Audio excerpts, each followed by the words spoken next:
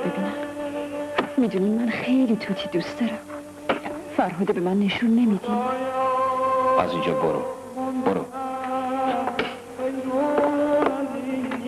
چه آهنگ قشنگی.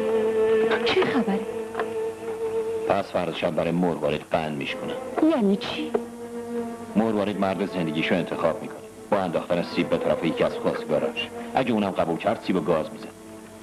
چه خوب. این رسم ماست.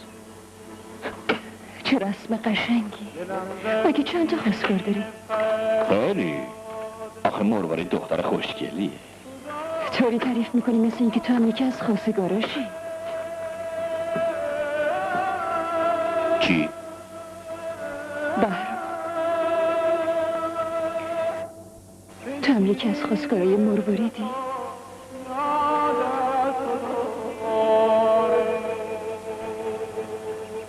آره.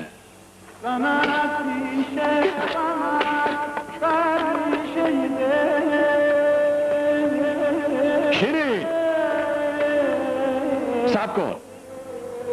دل فرهاد تو داد است و دوباره واسه همین الان برمیگردم. دل فرهاد